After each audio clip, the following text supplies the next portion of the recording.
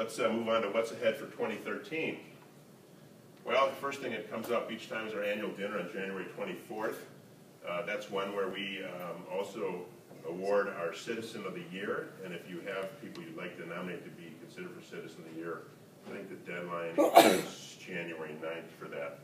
But please, there's plenty of people out there who are deserving of being considered to support our community.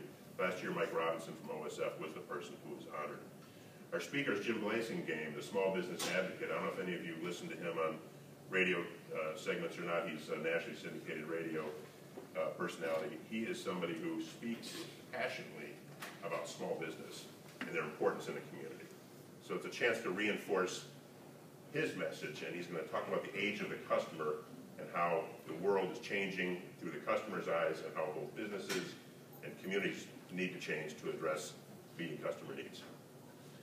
We're going to have a small business conference in February, and the title is called Helping Your Business Thrive. We're going to have some key topics that are going to be very specific to help guide small business to build a stronger business plan for themselves and to be able to evaluate their business and their strengths and weaknesses so they can continue to grow their business.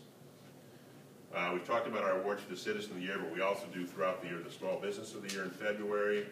Our People You Should Know is done in October, and we did that for our second year this year. And this was something we created to honor and recognize leaders in our community in a larger group. We felt that we have so many business leaders doing great things either within their business or in their industry or out in the community, and we either didn't know about them or didn't have a way to recognize them. So we put this program together, and I got to tell you, it has really taken off because it is not just purely, and this is the magazine, you all should have received one that we sent out for this year, the one magazine that highlights the 20.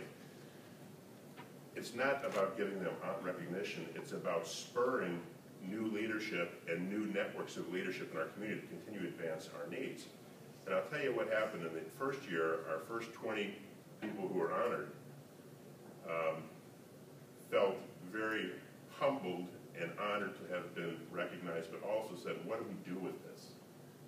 Where do we go with it? And so they organized several different meetings, opportunities to build networks within their own organization, company tours of their own businesses, as well as adopting civic initiatives they wanted to get engaged in. In fact, they, as a group of 20, raised enough money amongst themselves as individuals to be the lead sponsor for the Coronado Cafe annual fundraiser for their campaign. And so they've done numbers of things like that. They've built a network that continues, and now we've added another layer of 20 for this year that builds off that. And our goal is to continue to build a bigger and broader, more powerful network of leaders from people we don't normally see. There's many of the usual suspects, but there's people in various industries that are doing great things that we weren't aware of, and this is drawing those people out. I see Lisa's in the room in the back, one of our honorees this year. Lisa, raise your hand. Yeah.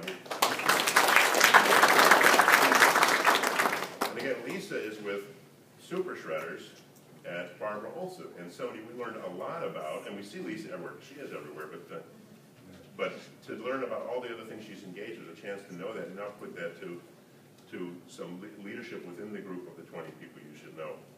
Well, I was out at a meeting, I think I was actually dropping off some magazines to some of the honorees about 2 or 3 weeks ago, and somebody said, I'll see you at that meeting in a couple weeks, and I'm like, I don't know what you're talking about.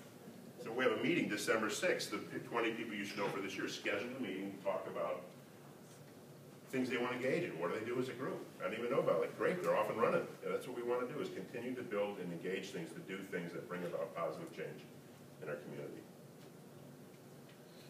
Okay, we'll talk about the website enhancements in a minute. We're looking at an expansion to our B2B Expo. We're actually just started discussions with Alignment Rockford yesterday about whether we can combine their efforts with the Career Awareness Academy Fair that they just did on a day that's coupled with our day that would follow or precede theirs with our expo, to have more expansion of businesses, more exposure, and also some different approaches towards building value for that. New thing here, we're going to do a social media technology slam, which is an idea that I'm borrowing from Seattle, where they brought in national leaders of social media, either who are just good practitioners or people actually in this business, to talk about ways to create innovation for business, innovation for getting your message out, instigating change in the community, and using social media as a key vehicle for that. That'll be coming in the fall. I'll continue with our efforts on public education, continue with our Political Action Committee. We're going to be actively engaged with both the school board elections and Rock Valley College elections coming up in the spring. All 7 members of the school board are up, so there's a real chance to get waylaid on the strategic plan that's going forward right now that we support. We want to be active in making sure we have people running in all sub-districts that can continue the positive energy going forward. Same with Rock Valley College. Key partner, need to make sure we have good leaders running for office at Rock Valley College. One of the things we've really expanded upon is our chamber and member partnerships. And you may have noticed these subtly with this past year we put on a pension seminar for a highly complex pension seminar for people who are CFOs, CPAs, lawyers, what have you, with pension specialists of Rockford, or out of Chesney Park, who used their influence to bring in top-notch speakers. In fact, they brought in the person who originally designed the 401 back when it was created to talk about ways to think about retirement benefits for employees and strategies for making a strong business organization. We partnered with U.S. Bank for a cyber fraud event, brought in a retired FBI expert on cyber fraud to talk to our members. We partnered with McGladrey, as we've done for 6 years now, in a manufacturing summit and discussion on healthcare reform that we've done with all the area manufacturers.